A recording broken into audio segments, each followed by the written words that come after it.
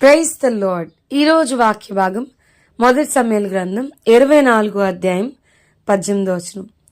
యెహోవా నన్ను నీ చేతికి అప్పగింపగా నన్ను చంపక విడిచినందుకు ఈ దినమున నీవు నా అపకారమునకు ఉపకారము చేసిన వాడవై నా ఎడల నీకున్న ఉపకార బుద్ధిని వెల్లడి చేసేటివి గనుక నీవు నాకంటే నీతిపరుడవు. ఈరోజు ఈ వాక్య భాగం ద్వారా దేవుడు మనతో మాట్లాడుతూ ఉన్నారు. ఈ మొదటి సమూయేలు గ్రంథం 24 అధ్యాయం నుంచి మనం చూస్తే గనక మొదటి సమూయేలు గ్రంథం 24 అధ్యాయం నుండి 2 సమూయేలు గ్రంథం 1 అధ్యాయం వరకు మనం చూస్తే మరి this is a testing period. దావీదుని దేవుడు రాజుగా చేయకముందు పరీక్షించిన ఆఖరి పరీక్ష. ఏంటి పరీక్ష అని ఆలోచిస్తే గనక 24 అధ్యాయంలో మరి సౌలు గారు దావీదును తరుముతా ఉన్నప్పుడు దేవుడు దావీదుకి సౌలును అప్పగిస్తాడు.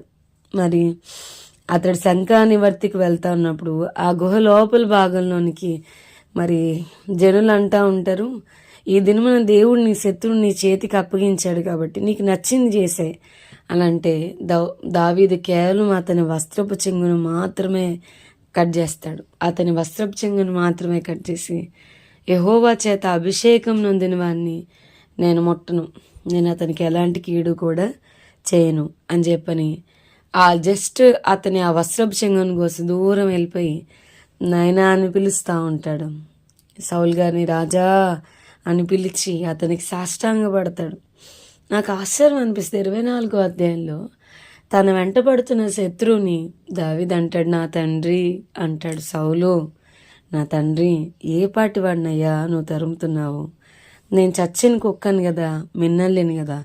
దేవుడే మనకి న్యాయం తీరుస్తాడు, దేవుడే నాకు నా పక్షాన్ని వ్యాజ్యమాడతాడు, నన్ను నిర్దోషిగా చేస్తాడు అని మరి అతన్ని విడిచిపెట్టినప్పుడు సౌలు అంటాడు, అయ్యా నేను నీకు అపకారం చేయాలనుకున్నా కానీ నువ్వు నాకు ఉపకారం చేసి నీ ఉపకార బుద్ధిని వెల్లడిపరిచావు కాబట్టి నువ్వు నాకంటే నీతిమంతుడివి.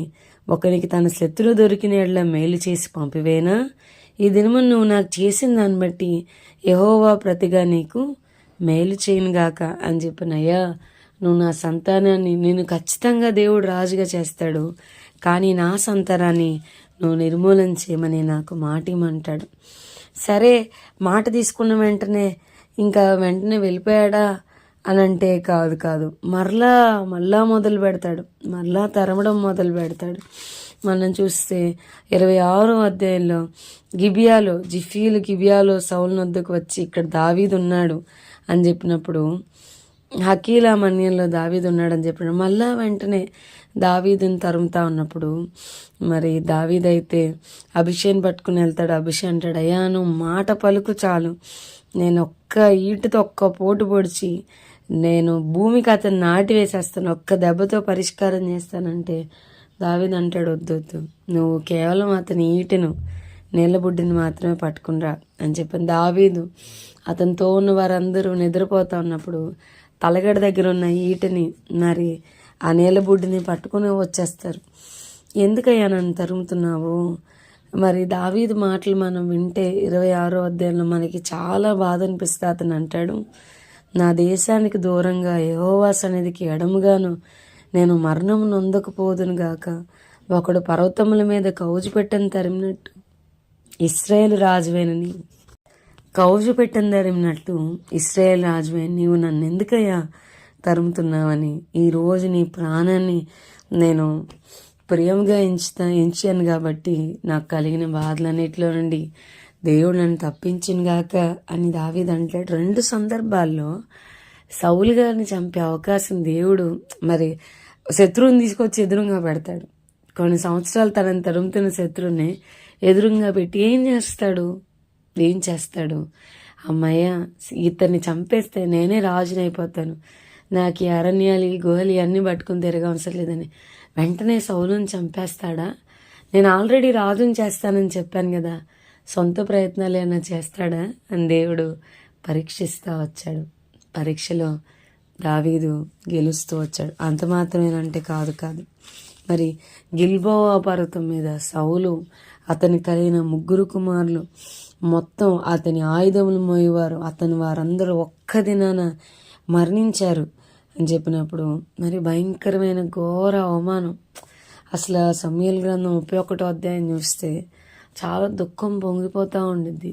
అతని తలను, అతని కుమారుల తలను ఛేదించి మరి వారి బొమ్మలు వాళ్ళ గుళ్ళల్లో వాటిని తీసుకుని వెళ్ళి నలుదిశలా కూడా ఫిలిస్తీన్ల దేశంలో జయవర్తమానం వాళ్ళ తలకాయలు తీసుకుని వెళ్ళి వాళ్ళ గుళ్ళల్లో పెట్టుకుని వాళ్ళ ఆయుధాలు తీసుకుని వెళ్ళిపోయి అస్తారోతు గుడిలో పెట్టేసి వాళ్ళ ముండేలు బెత్సాను పట్టణం గోడకి తగిలించారు. గొప్ప విజయం మేము పొందుకున్నాం. అసలు భయంకరమైన ఘోర మరణం సౌలుకి అతని కుమారులకు కలిగినప్పుడు మరి శత్రువు చనిపోయాడు కదా. ఇన్ని సంవత్సరాలు అతని తరుముతా వచ్చాడు. ఇన్ని సంవత్సరాలు తన దేశం నుండి, తన సొంత వారి నుండి అతను దూరం చేశాడు. మరి అలాంటి శత్రువు చచ్చిపోతే మనం ఏం చేస్తాం? మనమైతే దొరికితే చంపుతాము. సరే పోనీ ఎంతో దేవుని భయంతో అతను వదిలిపెట్టిన దేవుడే అతన్ని మొత్తి దేవుడే అతన్ని చంపితే ఏం చేస్తాం? చాలా పెద్ద పండుగ చేసుకుంటాం కదా.